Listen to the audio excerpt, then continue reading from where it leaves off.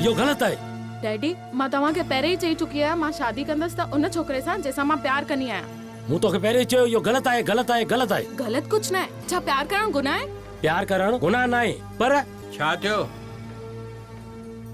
अचानक फोन करे घुरायो अथई? दादा हिन पागल छोकिरीअ खे समझायो। आखिर ॻाल्हि छा आहे? मां बि त सम्झां। चवे थी लव मैरिज कंदसि। उनमें छा आहे?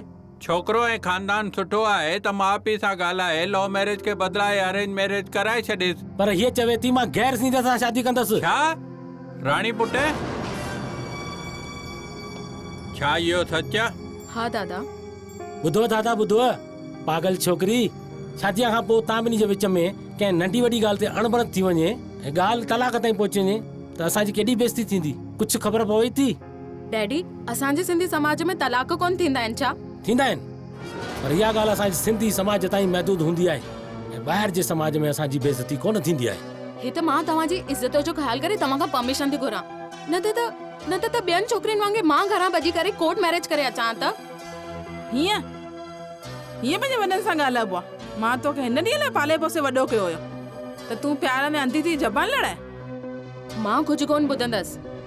दादा हाणे तव्हां ई सम्झायो हिन छोकिरीअ खे। ॻाल्हि त गौरी थी लॻे।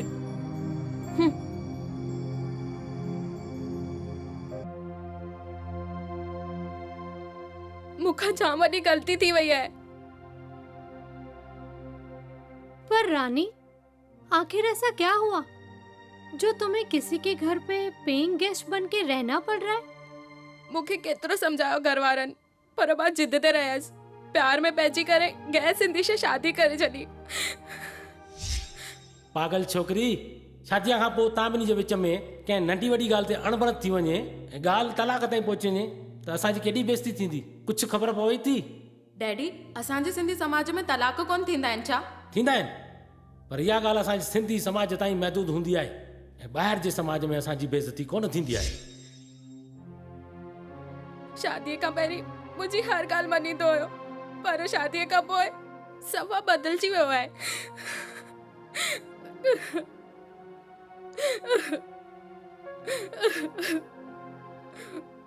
हुन जा माउ पीउ तुर ॻाल्हि ते मेड़ा हणंदा हुया। मुंहिंजी काई बि ॻाल्हि उन्हनि खे सम्झ में न ईंदी हुई। चवंदा हुया तव्हां सिंधियुनि खे घर ठाहिण कोन ईंदो आहे। मां चयोमांसि धार त हली रहो, त चयईं तूं वञी पंहिंजे माउ पीउ सां गॾु रहो, मां पंहिंजे माउ पीउ खे कोन छॾींदुसि।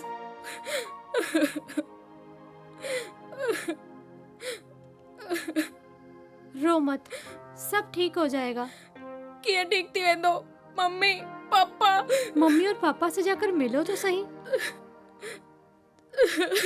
रो मत।